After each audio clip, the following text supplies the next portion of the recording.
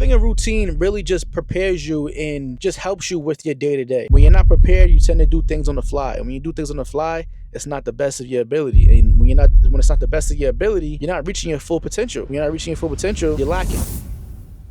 Yo, YouTube, welcome back. I know it's been a while, but we're back at it again. Hey, listen, sometimes life happens and life be lifing, but the most important thing is for you to get back on track, and that's why I'm here, still delivering. In today's video, I'm gonna tell you why you need a routine, the importance of it, and how it can help you become more successful than you already are right now. Because without routine, we're everywhere, discombobulated, just freestyling. All right, day 15, let's get right to it. All right, y'all, so let's talk about it. A routine. What is a routine? Let's start there. What is a routine? A routine is something that you do either day to day, week to week, year to year. It's something you do consistently, whether it's a short period of time, a long period of time, you're doing something consistent, you know, in a certain pattern over and over and over again. This can be applied whether it's with a sport, whether it's with your work, whether it's with how you cook, how you eat, discipline your kids, how you drive your car, the first things you do. You know, it's routine. There's so many different ways for you to look at it, but like I said, a routine is just something you do consistently the same way every single time. All right, let's talk about what a routine could do for you as far as being successful and how it can help you with your everyday life. So let's talk about it. If I am a business owner, or if I'm doing something in general and I want to be good at it, I have to follow a routine that's going to help me, that's going to keep me aligned with staying focused,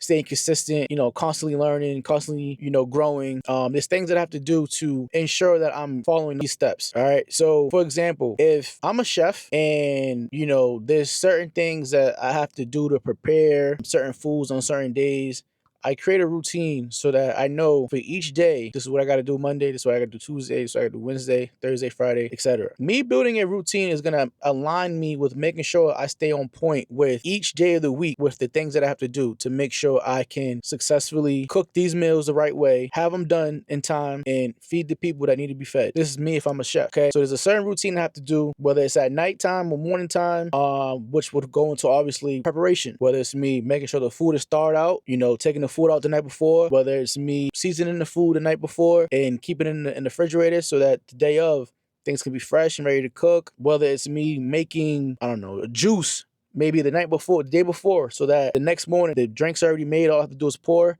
and you know, deliver for the people. Things of that nature keep me aligned. This prevents me from being unorganized, because when I have things I have to do and I'm not in a routine with keeping things flowing, you can easily get discombobulated and get unorganized. And what that's gonna do is it's gonna disrupt your workflow. It's gonna make you a lot stressful. You're gonna become stressed trying to figure things out last minute. And that's the last thing you want to do, is try to figure things out last minute.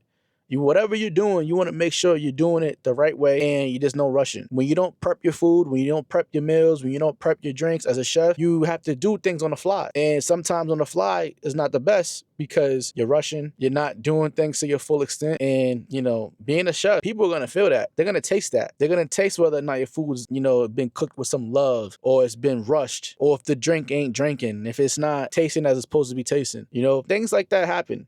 But when you're prepared, you don't have to worry about rushing. You don't have to worry about rushing to prepare a meal, or worrying about missing an ingredient, or missing a certain step, because you already got things done in order. You have things prepared, you have things aligned, and you know, you don't have to worry about anything because everything you need to do was done before, or it's in good timing for whatever you have to do. So when we look at routine, this is why it's important to have a routine. When you don't have a routine, things can get hectic for you because you're doing things last minute. Things are not, you know, things won't be flowing as you want them to be flowing because you're trying to figure things out in a short period of time. And everybody knows that when things are rushed, it's not to your best ability. And you want to make sure you're delivering and doing things to your best ability at all times, especially being a chef. Like I said, if you're not delivering the food correctly, if you're not making sure you're putting every ingredient in your food, if you're not making sure the food's not thoroughly cooked, then people are gonna taste that. That's gonna affect your business in the long run. And you wanna, like I said, being a chef, you wanna make sure everything's top tier and you're doing things to your best. The last thing you wanna do is lose customers because of your lack of consistency through your routine. This is why it's important to have a routine. There's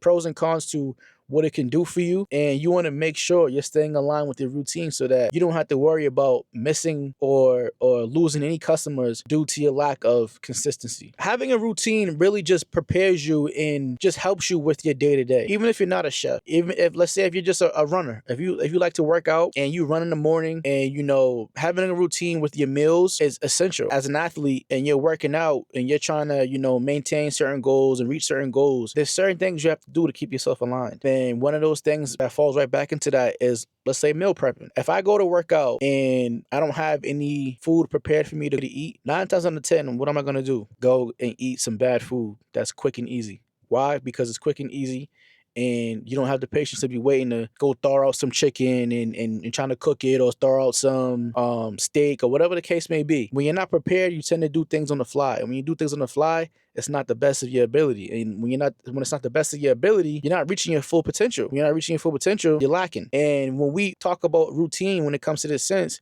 you want to make sure as an athlete, you want to have your food prepared for you. This is why meal prep is so important, because when you don't meal prep, you tend to start eating things that are not aligned with your goals. And we see this happen all the time. When we don't have food cooked at home, what do we do for lunch or for dinner or breakfast, whatever the case may be? We go to these fast food restaurants to get something quick and easy that's going to fulfill us. And at the end of the day, what it's doing is really harming us, especially when we're trying to reach certain goals, fitness goals at that. So you want to make sure you're preventing yourself from, falling victim to the BS, because at the end of the day, the only thing it's going to do is hurt us in the long run. But when you are aligned with, your alright, y'all, my mic just died on me, so if the voice quality decreases a little bit, I'm sorry. I should have charged it up, but sometimes when you're busy. Oh, hey, perfect example right here though. Routine. I usually charge my pieces up on my devices, so that when it's time for me to record just like this, I don't have to run into this problem. But guess what? This shows you right here, I didn't follow my routine, and my normal night routine is to make sure all my gadgets are charged, so that when it's time for me to record, I don't have to run into a problem of having my mic not working. The quality of the sound shouldn't be too far off now, but you can tell the difference because I don't have it in my hand right now. But we're gonna make it work. This is the reality of life, and certain things happen. We just gotta go with the flow of things. All right, but we still here making it happen. But this is just real life right now, showing y'all why it's important to have a routine and the effects of not having a routine. This is something minor right here, but imagine if it was something bigger than that. Y'all are witnessing the same thing experience I just had right now with my mic. It just died on me. But shout out to the DJI Pocket 3 having some good quality speakers, and hopefully it doesn't make a difference, too much of a difference in the video here. So I might come a little closer to the camera so that y'all can hear me pretty good. But yeah. So let's get back into it. So now that, I hope you all are seeing now what I mean, and like the importance of having a routine and what it can do and what it can't do. And just the pros and cons to it, because I just seen when you're, focused and doing the right things, you don't have to run into these little small dilemmas or small problems that I just ran into right now. I mean, although it's a minor problem, it's nothing big, but imagine when you're doing things that are bigger than this. Imagine doing something bigger, and due to your lack of routine, you're faced with a bigger consequence that you could have avoided if you just stuck to your routine. Just imagine that. But, as we get into it, it's important to just make sure you're staying aligned with yourself, because with anything that you're trying to be great at, you have to have some type of routine to ensure that you're doing things the right way, or just to ensure that you're staying aligned with how things are supposed to go. Because the last thing we want to do is rushing. Sometimes we have to rush, but when you have the ability to not rush if you don't need to, it's a great feeling. Like, let's talk about in the mornings. We all go to work in the morning, early in the morning, right? And there's times where we're early, we're on time, and there's times where we're rushing, Then let's talk about it real quick, because we all know that when you're on time for work and, you're sticking to your routine, leaving out at a certain time and making sure that you hit the road at a certain time to avoid traffic, and you do that morning, you're in a lot better mood. You're not worried about any traffic. You're not worried about anyone driving too slow, because you're early because you're out and about early, and you got time to waste if traffic comes for that morning. It's all good. You're driving good, you're feeling good, and everything's all good. Get to work on time. You might even stop to get something to eat real quick. Dunkin' Donuts, get your little coffee, a little donut, your croissant, whatever the case may be. Bagel with cream cheese. You know how it go, y'all. Y'all know how it is in the morning. When we think about things like that, that's good when you're following your routine, right? When you're not following your routine, and you don't get up in time and you're rushing in the morning, that feeling of rushing early in the morning sucks. We all know that anytime we are rushing in the morning trying to get to work on time, for some reason we come across the most traffic.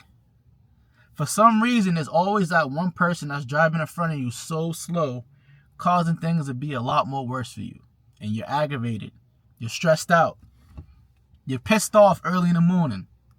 And things just can't go right. Well, my friend, this is another example of why you need a routine and why you need to stick to a routine. Because clearly when this happens, it affects your mood.